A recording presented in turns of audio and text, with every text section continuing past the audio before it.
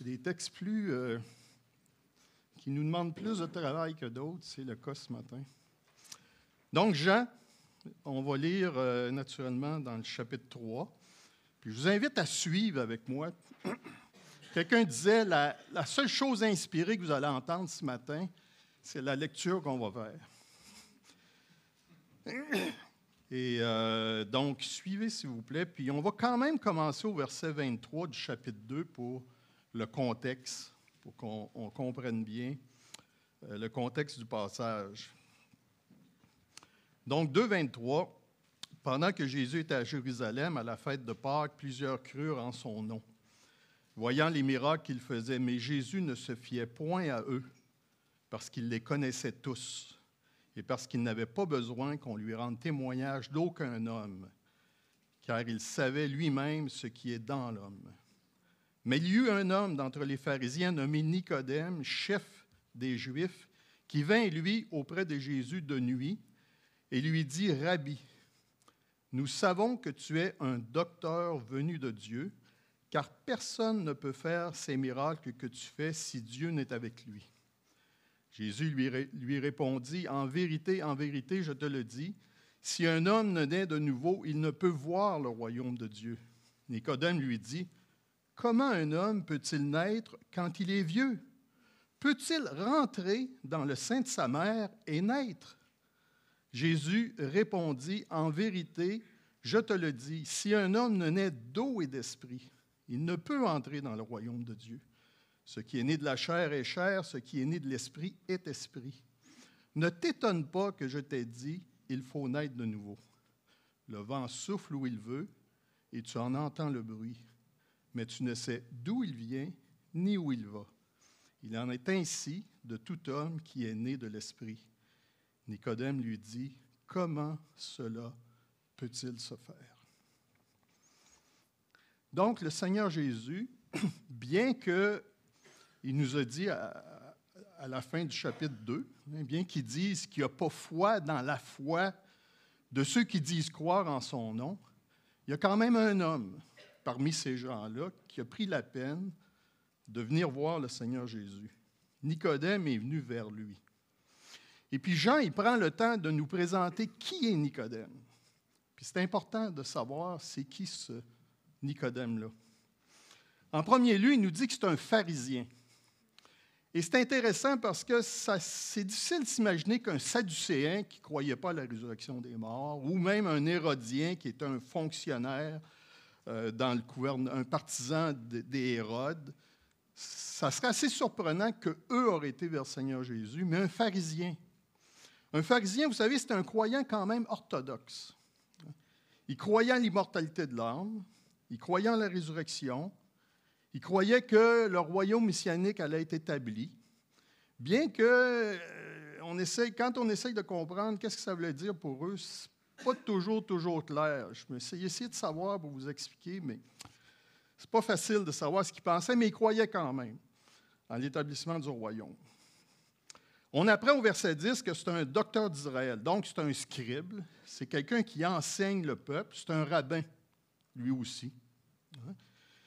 Puis il vient s'entretenir avec le Seigneur Jésus, mais je suis quand même convaincu que dans son attitude, il vient rencontrer le Seigneur de rabbin à rabbin. Deux rabbins qui se rencontrent puis qui se parlent parce qu'il y a des questions qu'il veut y poser. On a son nom, Nicodème. Ça veut dire, c'est un nom grec. Il y avait les Juifs adoptaient certains noms grecs qui veut dire victoire du peuple. Et Jean est le seul qui nous parle de Nicodème. 3 fois dans son évangile, c'est les seuls moments qu'on entend parler de Nicodème. C'est un membre du Sanhédrin, puisqu'il est chef des Juifs. Donc le Sanhédrin, c'était comme le conseil des Juifs qui gouvernait le pays, mais sous l'autorité des Romains. Il n'y avait pas tous les pouvoirs, mais il y avait des pouvoirs, puis il gouvernait dans un certain sens. C'était composé du souverain sacrificateur, puis il y avait 70 membres dans le Sanhédrin, de différentes allégeances, dont des scribes. Donc, ce pharisien-là, ce juif-là, ce docteur-là, cet enseignant-là du peuple se rend auprès de Jésus de nuit. Maintenant, c'est intriguant, de nuit. Pourquoi? Ben, peut-être parce qu'il veut être incognito. Il ne veut pas que ses autres amis pharisiens savent qu'il a été voir le Seigneur Jésus. J'en doute un petit peu parce qu'à tout début du ministère du Seigneur Jésus, on n'a pas l'opposition qui va devenir de plus en plus intense. On n'a pas l'opposition qu'on a dans Jean 9, où est-ce que les parents de l'aveugle-né ne veulent pas rien dire. Pourquoi? Parce que les Juifs avaient déjà convenu que si quelqu'un reconnaissait Jésus comme le Christ, il allait exclu de la synagogue. On n'est pas là encore. Peut-être parce qu'il va avoir un entretien tranquille. On peut s'imaginer que c'était difficile le jour d'approcher le Seigneur Jésus puis d'avoir une longue conversation. Probablement que c'était la raison. Mais Jean y attache quand même de l'importance, parce que les 2 autres fois qu'il va nommer Nicodème, il va toujours préciser, c'est celui qui est venu voir le Seigneur Jésus de nuit. Donc, s'il le précise, il y a une raison. Maintenant, pourquoi? Bien, même si Nicodème est sympathique au Seigneur Jésus, il ne semble pas avoir d'atomes crochus avec le Seigneur Jésus, bien qu'il est sympathique au Seigneur Jésus, parce qu'il va aussi plus tard le défendre. Il va aussi plus tard aider Joseph d'Arimathée à l'ensevelir. Mais on ne voit pas dans Nicodème la même attitude qu'on a vue dans un André ou un Nathanaël. Je vais vous expliquer. On voit que Nicodème s'adresse à Jésus comme un rabbin. Bien que le Seigneur Jésus n'a aucune instruction rabbinique. On lui a reproché d'ailleurs de ne pas avoir aucune instruction. Mais il y a un certain respect pour lui. Puis il est intrigué, Nicodème, des miracles que le Seigneur Jésus fait. D'ailleurs, il lui dit, personne ne peut faire les miracles que tu fais s'il ne vient de Dieu. Mais il ne voit pas en Jésus un prophète ou le prophète. Il ne voit pas en Jésus non plus le Messie. Mais il le considère comme un maître revêtu de la puissance de Dieu. Donc, il est intrigué, mais il ne reconnaît pas le Seigneur Jésus comme le Messie. C'est une rencontre tout autre que celle d'André, qu'on a vue précédemment, qui s'adresse à Jésus par Rabbi aussi. Mais après avoir eu un entretien avec lui, qu'est-ce qu'André dit? Il dit qu'il va aller voir son frère Pierre, il va lui dire « On a trouvé le Messie ». Ou comme Nathanaël, qui va confesser à Jésus après avoir eu aussi un entretien avec lui, « Rabbi, tu es le Fils de Dieu, tu es le roi d'Israël ». Donc, la compréhension de Nicodème envers Jésus, elle est déficiente. Mais pas assez déficiente pour qu'il soit aveuglé et qu'il n'ait pas le désir d'avoir un entretien avec lui. Parce qu'il réalise justement qu'il fait des miracles, puis on sait que personne ne peut faire des miracles si Dieu n'est avec lui. Et d'ailleurs, il ne semble pas être le seul à penser ça, parce que Nicodème va dire que « Rabbi, nous savons que ». Donc, il inclut d'autres personnes avec lui. Donc, probablement qu'on commence à parler de ce Jésus-là. Et puis, il y en a d'autres qui ont eu le même réflexe que lui. Peut-être qu'il n'est pas de parole. Peut-être qu'il est accompagné. Peut-être que les autres disciples du Seigneur Jésus sont là aussi. Peut-être que Jean est là parce qu'il nous raconte l'histoire quand même avec certains détails. On ne sait pas. Mais il y a cet entretien-là, il y a ce dialogue-là entre Nicodème et Jésus parce qu'il veut savoir, il veut comprendre pourquoi c'est possible que Jésus fasse tous ces miracles-là. Maintenant, le Seigneur n'a pas besoin qu'on lui fasse une description de personne. On l'a déjà vu. D'ailleurs, au verset 25, c'est écrit, là, il n'y a pas besoin qu'on rende témoignage d'aucun homme, il sait ce qui est dans l'homme. Il connaissait Pierre avant que Pierre le rencontre, il connaissait Nathanaël avant, puis il l'avait vu sur le figuier avant que Nathanaël le voie, donc il connaît les gens. Donc, le Seigneur voit au-delà de la curiosité de Nathanaël, puis il sait exactement ce qu'il a besoin d'entendre. Puisqu'il lui répond à sa remarque que si un homme ne naît de nouveau, il ne peut voir le royaume de Dieu. Maintenant, ce petit mot « royaume de Dieu » là est mentionné, la seule fois qu'on le mentionne dans l'Évangile de Jean, c'est cet endroit précis-là. Donc, pourquoi est-ce que le Seigneur parle de royaume de Dieu? Bien, c'est facile, il parle de royaume de Dieu parce qu'il parle à un pharisien. Donc, il parle le langage que le pharisien comprend. Mais en fait, voir le royaume de Dieu ou entrer dans le royaume de Dieu, on voit dans le verset 5, c'est avoir la vie éternelle. D'ailleurs, dans l'enseignement qui suit, qu'on va voir ultérieurement, c'est écrit qu'il faut. C'est intéressant, il y a encore un autre « il faut » dans ce passage-là. Il faut que le Fils de l'homme soit élevé afin que quiconque croit en lui ait la vie éternelle. Donc, c'est évident que ce que le Seigneur est en train de lui dire, il est en train de parler, en parlant du royaume de Dieu, c'est qu'il parle de la vie éternelle. Et d'ailleurs, je reviens toujours à la charge. Pourquoi est-ce que Jean a écrit son évangile? Bien, il le dit clairement au chapitre 20, verset 31, « Afin que vous croyiez que Jésus est le Christ, le Fils de Dieu, et qu'en croyant, vous ayez la vie en son nom. » C'est le but de Jean.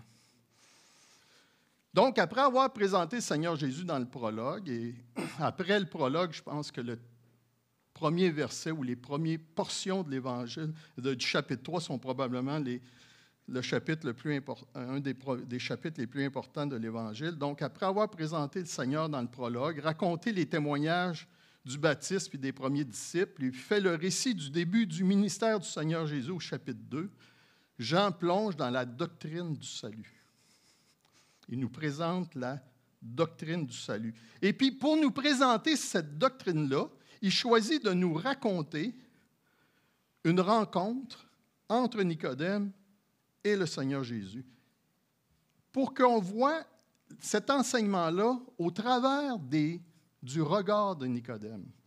Puis ce matin, c'est exactement ce que je veux faire. Je veux regarder le texte de la perspective de Nicodème. Je veux qu'on le voie de la même manière que Nicodème l'a vu et l'a vécu. Et c'est assez facile parce qu'on a sa réaction. On a 3 réactions de Nicodème dans le texte.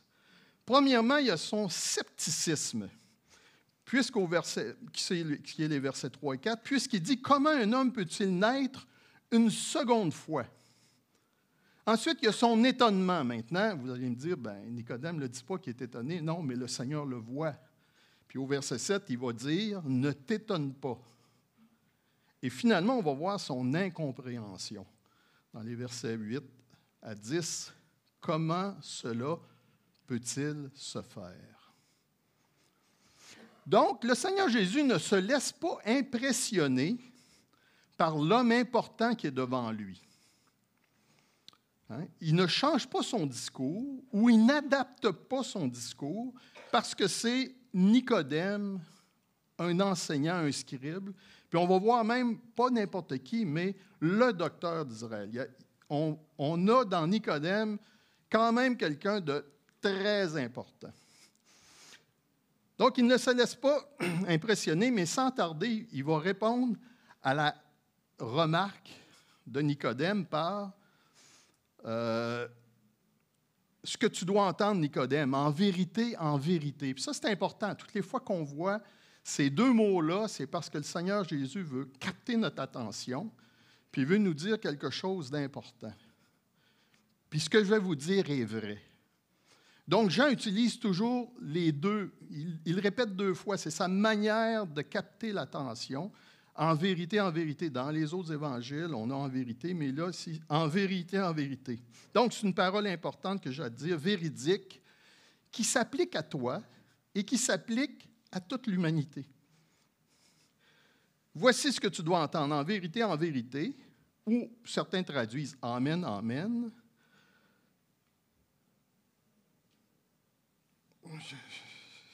Excusez, là.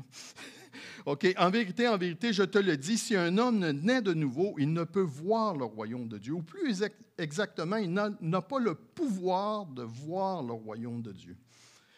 Maintenant, qu'est-ce que ça sonne dans les oreilles de Nicodème quand il entend ça?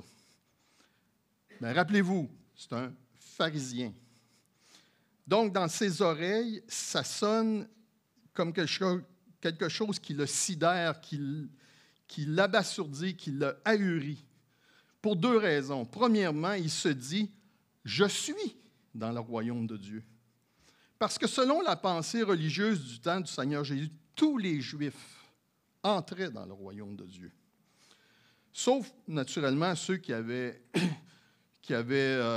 coupables d'apostasie volontaire ou qui avaient été quand même d'une méchanceté notoire, mais pour un Juif pharisien, on est dans le royaume de Dieu.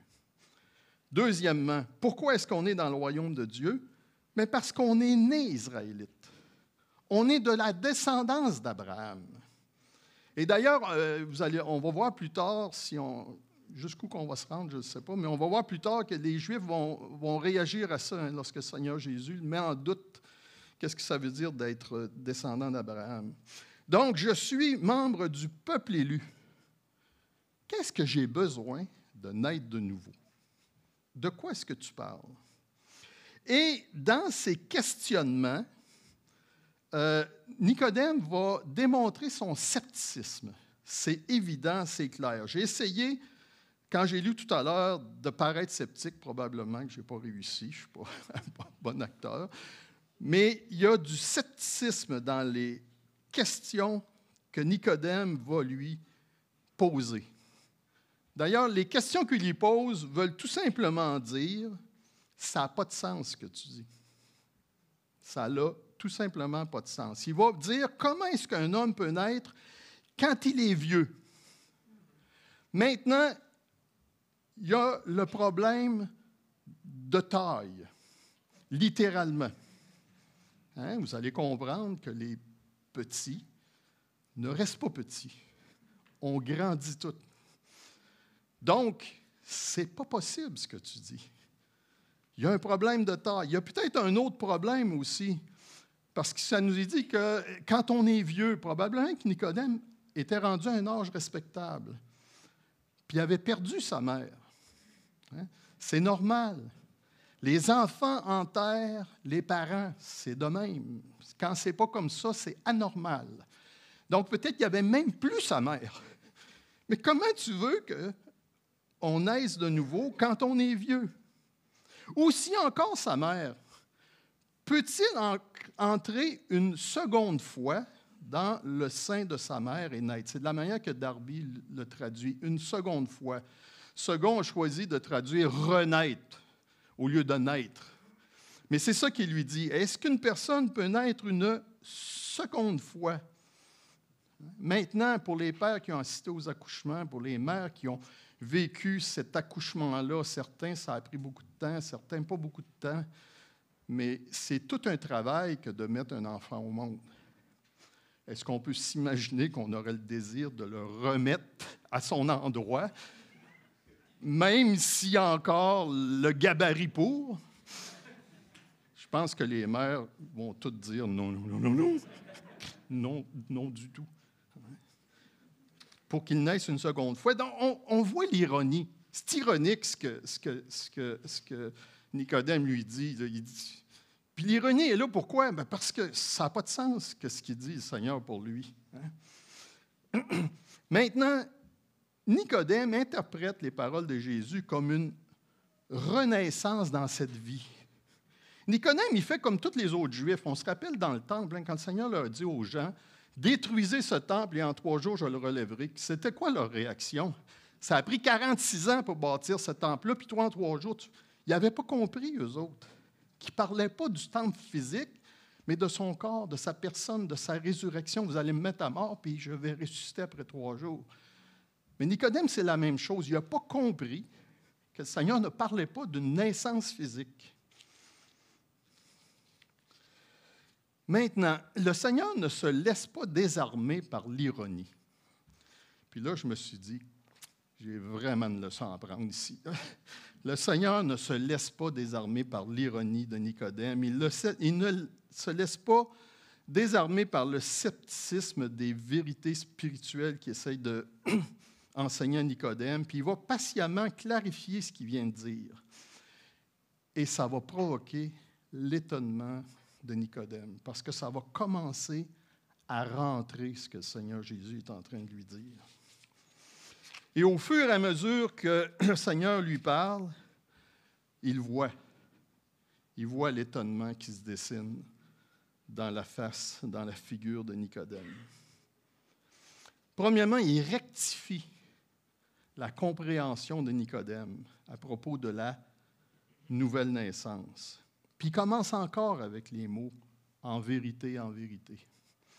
Puis probablement qu'il est en train de dire à Nicodème, « Tu m'as dit, Nicodème, que je suis un rabbin, mais je vais te parler comme un rabbin qui enseigne les vérités. » Donc, il fait deux précisions lorsqu'il rectifie la pensée de Nicodème à propos de la nouvelle naissance. Premièrement, il précise qu'il ne parle pas de renaître ici-bas. Hein? Comment est-ce qu'il lui précise? Bien, il lui dit, au verset 3, « Naître de nouveau », c'est naître d'eau et d'esprit, verset 5, c'est naître de l'esprit, verset 6. Maintenant, Nicodème aurait dû comprendre qu'il y avait une allusion à ça lorsque le Seigneur Jésus lui parle. Et vous savez, lorsqu'on essaye de traduire des textes d'un langage à l'autre, il y a des fois des subtilités qu'on a de la misère à traduire. Parce qu'un mot veut dire plusieurs choses, puis il faut en choisir un en français. Donc, puis il y en a quelques-uns, je vais vous en faire remarquer un autre tout à l'heure. Donc, lorsqu'il dit au verset 3, « né de nouveau », les traducteurs auraient pu traduire aussi « né d'en haut ». Et d'ailleurs, dans tous les autres versets de Jean où est-ce que le même mot est utilisé, c'est toujours traduit d'en haut. C'est la seule fois qu'il traduit de nouveau. Exemple, lorsque Pilate interroge le Seigneur Jésus puis lui dit « Tu sais, j'ai le pouvoir de te mettre à mort si je veux. » Qu'est-ce que le Seigneur Jésus lui répond? « Tu n'aurais sur moi aucun pouvoir s'il ne t'avait été donné d'en haut. » Même mot, d'en haut. Ce n'est pas de la manière que Nicodème l'a compris. Puis des fois, je me demande si ce n'est pas la manière que Nicodème n'a pas voulu le comprendre. Peut-être qu'il l'avait compris. Mais il n'a pas voulu le comprendre parce que ça ne fitait pas dans sa théologie. Ça ne fitait pas dans ses croyances. Ce qu'il entend des paroles du Seigneur Jésus est influencé par ce qu'il croit.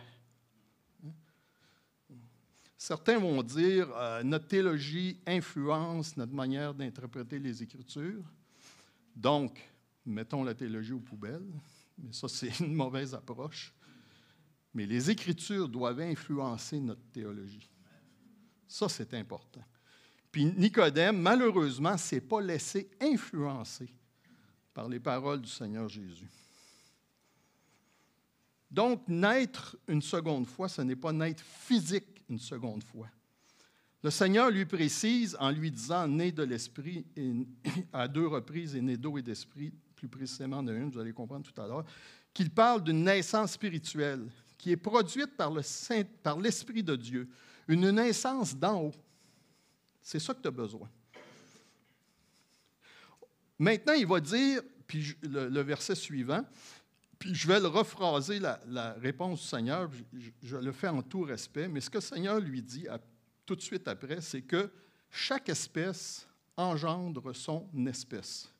Donc, des êtres humains engendrent des êtres humains donnent naissance à d'autres êtres humains, puis seul l'Esprit de Dieu peut produire la nouvelle naissance. C'est lui qui est l'initiateur de la nouvelle naissance. Ça, c'est naître de l'Esprit. C'est ça qu'il lui dit. Ce qui est né de la chair est chair, ce qui est né de l'Esprit est esprit. Et vous remarquez que le traducteur a choisi de mettre « né de l'Esprit » avec un grand E et « esprit » un petit E. Pourtant, c'est le même mot. Mais il veut faire comprendre vraiment que c'est le Saint-Esprit qui renouvelle notre esprit, qui produit la nouvelle naissance. Maintenant, je sens qu'il se dessine dans l'expression du visage de Nicodème un étonnement. Parce que le Seigneur est en train de détruire 2 espoirs de Nicodème lorsqu'il lui dit « Tu ne peux pas rentrer dans le royaume de Dieu », qui veut dire la même chose d'ailleurs que voir le royaume de Dieu. Il est en train de lui réaffirmer que ce n'est pas ta nationalité, ce n'est pas ta descendance, ce n'est pas ton statut de pharisien, ce n'est pas parce que tu es observateur de la loi qui te donne accès au royaume de Dieu. Et remarquez que le Seigneur utilise une idée similaire à celle de Nicodème. Puis je paraphrase encore les paroles que le Seigneur utilise ici. Nicodème, tu ne peux pas entrer dans le royaume de Dieu parce que, comme tu l'as bien dit, il ne t'est pas possible d'entrer à nouveau dans le sein de ta mère. Ton impossibilité que tu m'as dit est la même en ce qui concerne entrer dans le royaume de Dieu. Donc, ce qu'il lui dit, c'est que tu n'as pas plus de pouvoir sur ta naissance spirituelle que tu as eu sur ta naissance naturelle, ou même que tu pourrais avoir sur ta seconde naissance, comme tu le dis. J'ai l'impression que rendu là, Nicodème est bouche bée. C'est pourquoi le Seigneur Jésus lui dit « Ne t'étonne pas que je t'ai dit. Il faut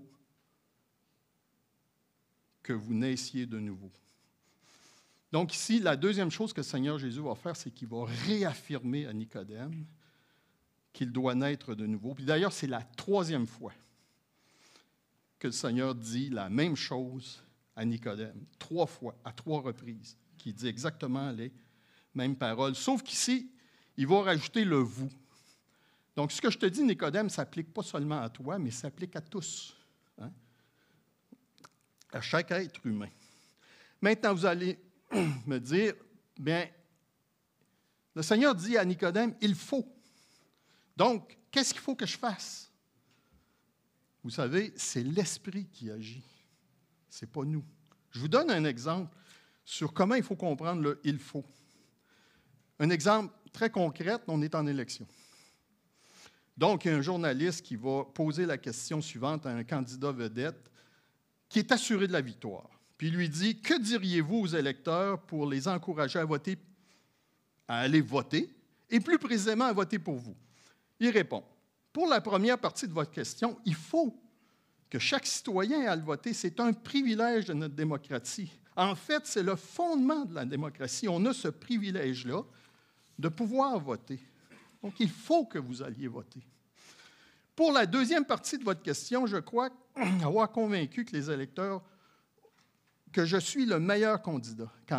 Mais il faut que j'obtienne la majorité des votes pour remporter l'élection. C'est pour ça que je vous encourage à aller voter pour moi. » Donc, il y a la nécessité de chaque citoyen d'accomplir son devoir en allant voter, mais il y a la nécessité du candidat vedette d'obtenir la majorité des voix pour être élu. La première nécessité du citoyen est une nécessité d'action. La deuxième nécessité du candidat, c'est une nécessité de résultat. L'action, on agit. Le résultat, on ne fait rien. C'est exactement ce que le Seigneur Jésus est en train de dire à Nicodème. Que la nécessité de naître de nouveau ou naître d'en haut, ce n'est pas son initiative, c'est l'initiative du Saint-Esprit. Je pense que rendu là, il a compris. C'est pourquoi il est étonné. Mais je pense que rendu là, il a saisi ce que le Seigneur Jésus a dit. C'est pour ça qu'il est étonné. Mais est-ce qu'il a compris? Donc, le Seigneur va lui expliquer l'action du Saint-Esprit dans la nouvelle naissance qui va renforcer ce qu'il a dit jusqu'à maintenant. Il va parler de l'esprit et du vent. Il va comparer l'action de l'esprit avec le vent. Maintenant, il y a une autre subtilité intéressante dans l'original, lorsqu'on lit le passage dans l'original, c'est que vent et esprit, c'est le même mot, pneuma. Et d'ailleurs, ce qui est intéressant, que j'ai découvert en étudiant ce passage-là, c'est qu'en hébreu, c'est la même chose. C'est le mot « ruah ». qui se traduit, puis là, je dois le prononcer mal, mais peu importe, vous ne le savez pas. Mais c'est exactement la même chose. Ça a traduit aussi esprit et vent. Et on peut s'imaginer qu'à ce moment-là de la conversation, il y a comme une légère brise qui souffle, un doux vent qui souffle dans les rues de Jérusalem, puis qu'on entend ce vent-là, puis le Seigneur rattrape ça, puis il va faire une analogie entre le vent et l'action du Saint-Esprit. Maintenant, le Seigneur Jésus mentionne deux éléments importants du rôle du Saint-Esprit dans la nouvelle naissance. La première chose qu'il mentionne, c'est son action souveraine. Le vent souffle où il veut. Personne ne contrôle le vent. On ne lui impose pas de souffler. On ne lui impose pas de ne pas souffler. On ne lui impose pas où il souffle. On ne lui impose pas l'intensité qu'il souffle. Ce que le Seigneur Jésus est en train de dire, c'est que personne ne contrôle l'action du Saint-Esprit. Il est totalement souverain. Il est souverain, pleinement souverain dans la nouvelle naissance. La deuxième chose qu'il précise, c'est que son action, il est imprévisible. Tu ne sais d'où il vient ni où il va. Et vous savez bien que la connaissance de la météorologie aide à savoir un peu qu'est-ce qui va arriver comme température. Ça demeure encore une science un peu inexacte. Entre autres, pour les ouragans, on sent qu'il va se former un ouragan. On essaye de prédire sa trajectoire, on essaye de prédire son intensité, puis la plupart du temps, ça n'arrive pas comme on prévoit. Puis heureusement, bien souvent, quand il arrive sur la terre, il diminue, ce qui est une bonne chose. Donc, ce que le Seigneur Jésus le dit, il dit, comme le vent est imprévisible, on ne peut pas anticiper l'action du Saint-Esprit dans la nouvelle naissance, c'est la doctrine de l'élection. Il y a une autre chose que le Seigneur précise, intéressante, c'est que tu en entends le bruit. Vous savez, on ne peut pas voir le vent, on ne peut pas contrôler le vent, on ne peut pas prédire le vent, mais on peut l'entendre. On peut sentir son effet sur les feuillages, sur les nuages, sur l'eau. Et une personne née de nouveau, on le voit. C'est pour ça que Jean, dans sa première épître, va parler de ceux qui sont nés de Dieu, ceux qui sont nés de nouveau, puis qui va donner des caractéristiques dans sa première épître, chapitre 2, verset 29. Il pratique la justice, il ne pratique pas le péché, 3.9. Il aime celui qui l'a engendré, Dieu, et celui qui sont nés de lui, c'est-à-dire les enfants de Dieu, 5.1. Donc, la nouvelle naissance, elle se manifeste. Puis le Seigneur va conclure en disant, il en est ainsi de tout homme qui est né de l'Esprit. Et maintenant, j'imagine l'incompréhension de Nicodème, puisqu'il va poser la question, puis on a perdu l'arrogance ici, comment cela peut-il se faire? Comment cela peut-il être? Comment est-ce que cela est possible? Je vous ai dit tout à l'heure que probablement Nicodème était très âgé. Peut-être qu'il dit dans son esprit, mais tu es en train de détruire tout ce que j'ai cru pendant toute ma vie. Puis pas seulement ça, tu es en train de dire de ce que j'ai enseigné pendant des décennies, c'est faux. Donc, Nicodème est passé du scepticisme, comment un homme peut-il, à l'étonnement, à l'incompréhension, comment cela peut-il se faire? Quelle est la réponse du Seigneur Jésus? C'est à son tour maintenant de manifester son étonnement. Tu es le docteur d'Israël et tu ne sais pas ces choses. Ce qu'il est en train de lui dire, c'est que tu es le spécialiste des Écritures, puis tu ne sais pas ces choses-là. Le, il est très important. Comme je vous ai dit tout à l'heure, ça démontre que Nicodème était ou devait être un spécialiste des Écritures comme docteur d'Israël. Nicodème aurait dû connaître Ézéchiel 36, puis lisez avec moi. Je ne fais pas ça souvent, là, mais tournez dans Ézéchiel 36.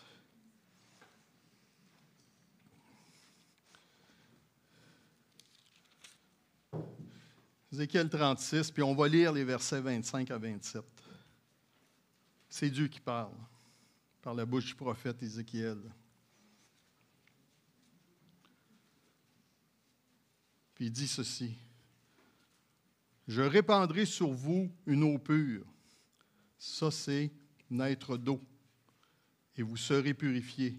Je vous purifierai de toutes vos souillures et de toutes vos idoles. Je vous donnerai un cœur nouveau, et je mettrai en vous un esprit nouveau. » Ça, c'est le naître de l'esprit. « Et j'ôterai de votre corps le cœur de pierre, et je mettrai un cœur de chair. Je mettrai mon esprit en vous et je ferai en sorte que vous suiviez mes ordonnances et que vous puissiez, que vous les observiez et les pratiquiez. Il connaissait Ézéchiel 37, puis c'est pas long, là, regardez, verset 1. Dieu transporte le prophète en songe dans une vallée remplie d'ossements. Au verset 3, il lui pose la question, « Fils de l'homme, ces eaux pourront-ils revivre? » Au verset 5, « Ainsi parle le Seigneur l'Éternel à ces eaux, vois, je vais faire entrer en vous un esprit et vous vivrez. » Ce qui n'était pas possible pour Nicodème d'entrer à nouveau dans le sein de sa mère. « Mais je ferai entrer en vous un esprit et vous vivrez. » Verset 13 jusqu'au milieu du verset 14, « Et vous saurez que je suis l'Éternel lorsque j'ouvrirai vos sépulcres et que je vous ferai sortir de vos sépulcres, ô mon peuple, je mettrai mon esprit en vous et vous vivrez. » Vous savez, après la question que Nicodème a posée, Nicodème s'est tu. Il ne parle plus. Maintenant, j'aimerais en conclusion vous donner 3 raisons pour lesquelles c'est important d'enseigner, de prêcher l'action souveraine de Dieu dans la nouvelle naissance, qu'il n'est possible de naître de nouveau seulement seulement lorsque Dieu engendre cette nouvelle vie spirituelle-là par son esprit. Première raison, vous allez dire c'est évident, mais quand même, parce que Jésus et les apôtres l'ont enseigné. C'est ce que le Seigneur a clairement enseigné à Nicodème. C'est ce que Jean a fait allusion dans son prologue lorsqu'il a écrit que, à propos des enfants de Dieu, lesquels sont nés non du sang, ni de la volonté de la chair, ni de la volonté de l'homme, mais de Dieu. Pierre va l'exprimer différemment dans sa première épître. Je vous cite le verset 3. « Béni soit Dieu, le Père de notre Seigneur Jésus-Christ, qui, selon sa grande miséricorde, nous a régénérés pour une espérance vivante. » Ici, le terme « générer », c'est la même chose. C'est le même langage que « naître de nouveau ». Je vous lis une définition que j'ai lue dans mes études, et je vous la cite. « La régénération est le terme théologique utilisé pour décrire cette nouvelle naissance. Cela fait référence à quelque chose qui se génère à nouveau, une nouvelle genèse, un nouveau commencement. Il s'agit bien plus que de tourner la page ou repartir de bon pied. Cela marque le début de la nouvelle vie d'une personne radicalement transformée. » Jacques va l'exprimer de cette manière-là dans son épître, chapitre 1, verset 18. « Il nous a engendrés, selon sa volonté, selon la parole de la vérité, afin que nous soyons en quelque sorte les prémices de ses créatures. » Paul, aux Colossiens, va écrire ceci, chapitre 2, verset 13. « Vous qui étiez morts par vos offenses et par l'incirconcision de votre chair, il vous a rendus à la vie. » Donc, la régénération est l'œuvre du Saint-Esprit envers ceux qui sont spirituellement morts. C'est exactement ce que Paul va exprimer aussi dans Éphésiens 2. Puis, je suis convaincu que Paul avait lu Ézéchiel 37 pour prendre cette image-là. Puis, j'aime l'image du Seigneur Jésus puis l'image de Paul. L'image du Seigneur Jésus, c'est qui affirme qu'un enfant ne peut naître de lui-même. C'est ce qu'il dit. Puis, Paul dit une personne ne peut se ressusciter ou revenir à la vie de lui-même. Et d'ailleurs, Lazare, qui était mort depuis 4 jours, quand c'est qu'il est sorti du tombeau? Quand le Seigneur lui a dit, « Lazare, sors. » Pas avant. Deuxième raison, parce que la nouvelle naissance est un acte souverain de Dieu. On a parlé de la souveraineté de Dieu. La souveraineté de Dieu est probablement le sujet qu'on devrait le plus se soucier et le plus étudier. C'est tout un réconfort. Cette doctrine-là est tout un réconfort pour le croyant. On aime, puis on sait que Dieu est souverain sur sa création. Pourquoi? Parce qu'il l'a créée, puis il la soutient. On sait que Dieu est souverain sur les rois et sur les présidents.